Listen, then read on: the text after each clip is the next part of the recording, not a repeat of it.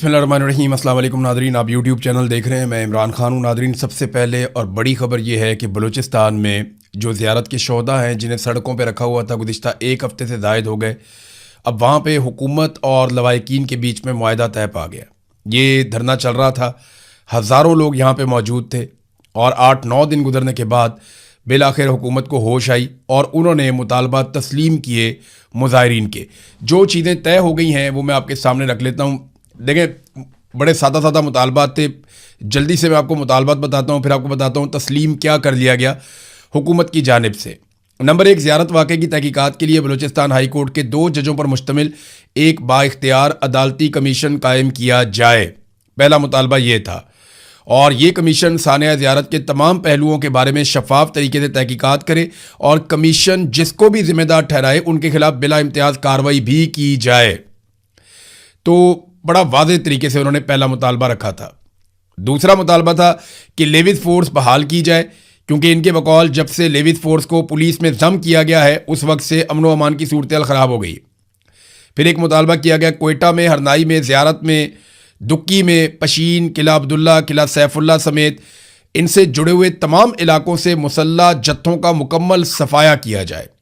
फिर आखिरी मुतालबा था कि FC को शहरों से हटाया जाए और अगर अमन व अमान के क़याम के लिए उनकी ज़रूरत हो तो हर ज़िले के डिप्टी कमिश्नर के हुक्म के तहत मुकर्ररा मुद्दत के लिए किसी इलाके में उनकी तैनाती की जाए। बड़ा फजलुर रहमान साहब के हवाले से जो एक उनकी और इस्टेब्लिशमेंट की नूरा कुश्ती चल रही है वो अभी जारी है। देखिए, मैं नूरा कुश्ती उसको क्यों कह रहा हूँ, उसकी वजह यह है कि फजलुर रहमान साहब ने अभी तक फॉर्म 47 पर मिलने वाली जो जाली नशिस्तें हैं वो वापस नहीं की। ना उन्होंने MNA की सीटें छोड़ी हैं जो उनको जाली दी गई फॉर्म 47 पे, ना उन्होंने सेनेटर्स की वो सीटें छोड़ी हैं जो जाली सीटों के ज़रिए से उनको मिली, और ना उन्होंने सूबाई असम्बली की सीटें छोड़ी हैं, और ना ही फजलुर रहमान साहब ने वो मखसूस नशिस्तें वापस की हैं जो पाकिस्तान तहरीक इंसाफ से माले गनीमत के तौर पे छीन कर इस जाली सरकार ने और इस्टेब्लिशमेंट ने फजलुर रहमान साहब को तोहफे में दी थी। तो फजलुर रहमान साहब अगर तो वो चाहते हैं कि ये समझा जाए, ये मान लिया जाए कि फजलुर रहमान साहब एंटी एस्टेब्लिशमेंट हैं, तो फिर फजलुर रहमान साहब को फौरी तौर पे वो तमाम चीज़ें वापस करनी होंगी जो एस्टेब्लिशमेंट ने तोहफे के तौर पे फजलुर रहमान साहब को दी हुई हैं।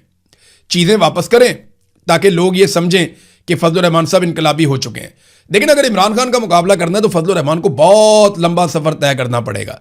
हो सकता है आजकल में फजलुर रहमान पे कोई मुकदमा दर्ज कर दिया जाए, हो सकता है गिरफ्तार कर लिया जाए, हो सकता है थोड़ा प्रेशर डाला जाए और फजलुर रहमान को हीरो बनाने की कोशिश की जाए मजीद। लेकिन लोग पता कब मानेंगे? लोग तब मानेंगे जिस दिन फजलुर रहमान को और उनके सारे भाइयों को नाअहल कर दिया जाएगा, उनके बेटे को इलेक्शन के लिए नाअहल कर दिया जाएगा, जिस दिन फजलुर रहमान साहब की पार्टी में को 15-20 हज़ार लोगों को इकट्ठा गिरफ्तार कर लिया जाएगा, कोई 35-40 हज़ार अफराद के ऊपर FIRs हो जाएंगी, जिस दिन फजलुर रहमान पे 300 मुकदमा दर्ज हो जाएंगे, जिस दिन फजलुर रहमान साहब की फैमिली को गिरफ्तार कर लिया जाएगा, जिस दिन फजलुर रहमान साहब की पार्टी के कारकुनान 8-8, 10-10 हज़ार की तादाद में पकड़ के जेलों में भर दिए जाएंगे, जिस दिन फजलुर रहमान साहब की पार्टी के लोगों को जबरी तौर पर गुमशुदा किया जाएगा, उनकी पार्टी का इंतखाबी निशान छीन लिया जाएगा, उनकी पार्टी की रजिस्ट्रेशन ख़त्म कर दी जाएगी और उनकी पार्टी के लोगों को अगवा करवा के उनसे बयान दिलवाए जाएंगे कि मेरा फजलुर रहमान साहब की पार्टी से या फजलुर रहमान से कोई ताल्लुक नहीं है, पाक फौज जिंदाबाद। जब इस किस्म के बयानात आएंगे तो फिर हमें लगेगा कि शायद अब फजलुर रहमान साहब इमरान खान साहब वाले रास्ते पे चल रहे हैं या वो इनकलाबी बनने जा रहे हैं।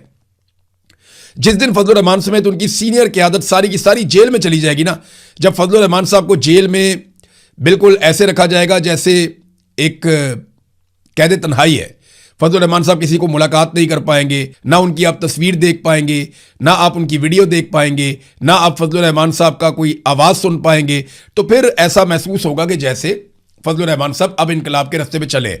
तो फजलुर रहमान साहब के लिए मशवरा ये है कि ये बहुत लंबा और कठिन सफ़र है, आपसे नहीं होगा। आपने बड़ी पुरसाइश ज़िंदगी गुजारी है, आप स्टेटस को का हिस्सा है, आपके बड़े अच्छे ताल्लुकात हैं सबसे, आप ताल्लुकात बनाकर रखें, लोग आपकी बातों में नहीं आएंगे। ये नूरा कुश्ती कुछ भी नहीं बेचती। अगर आपने इमरान खान बनना है तो इमरान खान वाली कुर्बानियां आपको देनी पड़ेंगी। नंबर 2, अगर आप ये कहते हैं कि आप इनकलाबी बन गए हैं तो मिलिट्री एस्टेब्लिशमेंट की तरफ से दिए गए तोहफे यानी फॉर्म 47 की सारी सीटें, चाहे वो सेनेट की हैं, कौमी असम्बली की हैं, सूबाई असम्बली की हैं या मखसूस नशिस्तें हैं, वो सारी नशिस्तें आप वापस करें और साथ ही साथ आप 26वीं और 27वीं आईनी तरमीम के लिए और पाकिस्तान में रजीम चेंज ऑपरेशन करने के लिए इमरान खान साहब से और पूरी कौम से माफ़ी मांगें, तो फिर तो फजलुर रहमान साहब बात बन जाएगी। देखिए, फजलुर रहमान साहब की जगह जो असल में बंदा लड़ाई लड़ गया ना, वो जावेद हाशमी साहब हैं। जावेद हाशमी साहब को गिरफ्तार किया गया, 79 साल उनकी उम्र है, यानी 80 साल के होने वाले हैं। उनकी सालगिरह का दिन था और जिस दिन उनकी सालगिरह थी उस दिन जावेद हाशमी साहब को उनके घर से गिरफ्तार किया गया। ये आदमी वाकई अपने ज़मीर का कैदी है, ये वाकई एस्टेब्लिशमेंट का बागी है और मुज़ाहमत का एक मीनार है जावेद हाशमी। आप देखें ना, नवाज शरीफ कितना बदकिस्मत है। इस आदमी ने, नवाज शरीफ जब मुल्क छोड़ के चला गया डील करके परवेज़ मुशर्रफ से, तो ये आदमी तब भी डटा रहा, ये खड़ा रहा नवाज शरीफ के साथ, इसने लंबी जेलें काटी। लेकिन आज उसी नवाज शरीफ की बेटी की हुकूमत है पंजाब में और भाई की हुकूमत है वफाक में, और उसी जावेद हाशमी को उसके घर से गिरफ्तार किया जाता है। कमाल नहीं कर दिया नवाज शरीफ ने, नवाज शरीफ की बेटी ने और उसके भाई ने। ये बेफैज खानदान है। ये सबसे पहले इमरान खान साहब ने जो स्टेटमेंट दिया वो शाकार, जिसका सबको इंतजार था, क्योंकि पिछले वीलॉग में हमने जो बताया आपको वो था जो इमरान खान साहब की बहन ने बाहर आकर बताया। लेकिन फिर जो सारी तफसीलात याद करके एक एक लफ्ज़ इमरान खान साहब की टीम इकट्ठा करती है और इकट्ठा करने के बाद उसको उनके ट्विटर हैंडल पे जारी करती है। तो इमरान खान साहब का जो स्टेटमेंट है, और इसको आप ये कह सकते हैं कि अब तक का इमरान खान साहब का सख्त तरीन स्टेटमेंट उस महीने में आया। बहरहाल इमरान खान साहब ने क्या कहा, पहले ये सुनिए। मुल्क में इस वक्त आइन और कानून की नहीं, आसिम लॉ की हुक्मरानी है। आसिम मुनीर तारीख का जालिम तरीन डिक्टेटर और जहनी मरीज है। इसके दौर में जितना जुल्म हुआ उसकी मिसाल नहीं मिलती। इसके दौर में औरतों का लिहाज किया गया, ना बच्चों का, और बुजुर्गों पर रहम ना खाया गया। आसिम मुनीर अपनी कुर्सी की हवस में कुछ भी कर सकता है। इस वक्त मुल्क में सिर्फ एक शख्स आसिम मुनीर का हुक्म चल रहा है, जिसकी वजह से मुल्क से इखलाकियात का जनाजा निकल गया है। इस दौर में जिस तरह आम आवाम का कत्लेआम किया गया, ऐसा कभी नहीं हुआ। 9 मई, 26 नवंबर आज़ाद कश्मीर और मुरीद के सानेहात ताकत के इस अंधे इस्तेमाल की बदतरीन मिसालें हैं। जिस तरह निहत्ते शहरियों पर गोलियां बरसाई गईं, ये किसी महज़ब मुआशरे में सोचा भी नहीं जा सकता। ख़वातीन पर जितना जुल्म आसिम मुनीर के दौर में हुआ, ऐसा पहले कभी नहीं हुआ। डॉक्टर यास्मीन राशिद बुजुर्ग और कैंसर सर्वाइवर हैं। इनको सिर्फ इसलिए जेल में डाला हुआ है क्योंकि उन्होंने तहरीक इंसाफ छोड़ने से इनकार किया। बुशरा बेगम को भी सिर्फ इसलिए कैद तन्हाई में रखा हुआ है ताकि मुझ पर दबाव डाला जा सके। ये कहाँ का कानून है कि जिन्होंने तहरीक इंसाफ छोड़ दी उनके लिए आम माफ़ी और जो मेरे नज़रियात का साथ देते रहे उन पर हर तरह का जुल्म और जबर। हम गुलामी कबूल करने पर मौत को तरजीह देते हैं। आसिम मुनीर मुझ पर और मेरी अहलिया पर हर तरह का जुल्म कर रहा है। ऐसा जुल्म किसी सियासी रहनुमा के अहले खाना के साथ नहीं किया गया। मैं एक बार फिर वादे करना चाहता हूं, ये चाहे कुछ भी कर ले, ना ही मैं झुकूंगा और ना ही इनकी बैत करूंगा।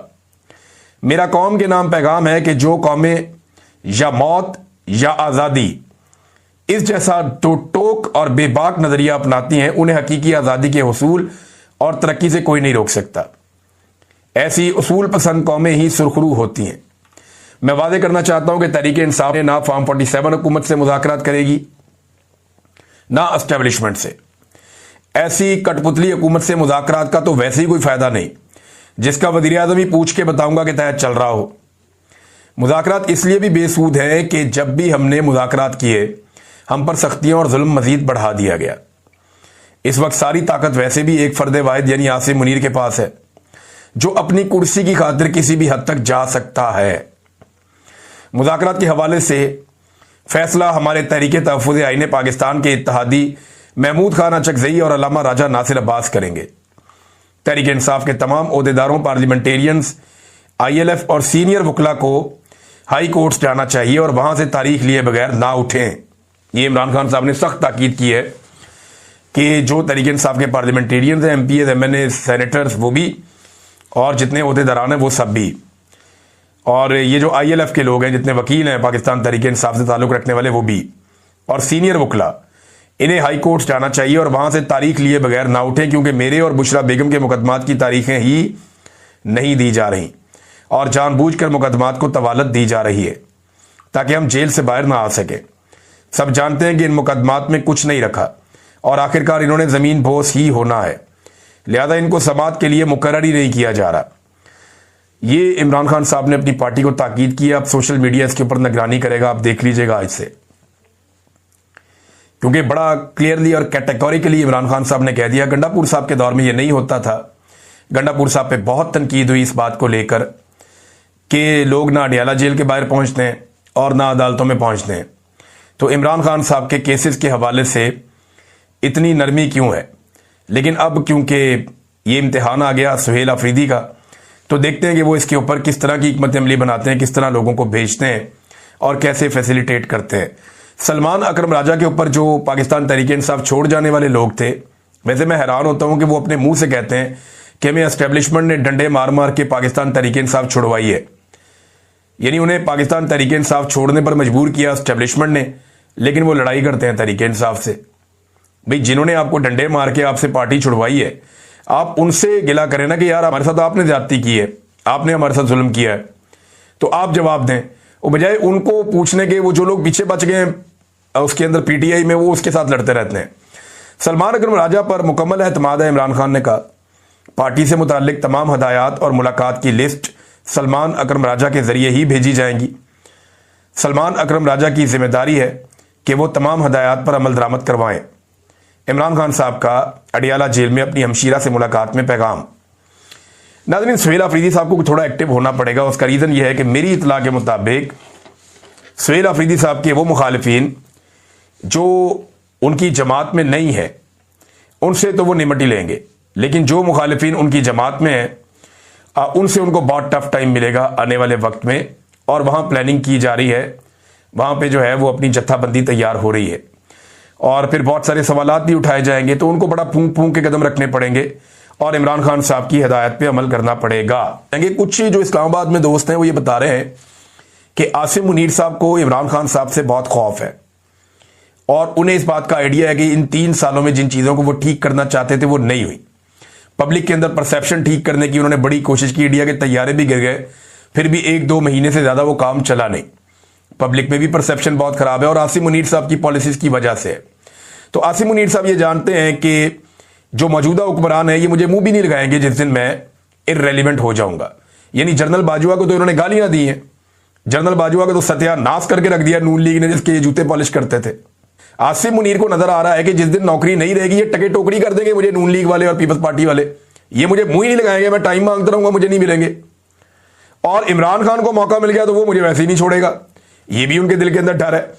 तो ये इस डर के साथ जो है ना वो एक बड़ी पॉलिटिकल पार्टी है, बड़ा मुतनाज़ हो गया ओहदा आर्मी चीफ का।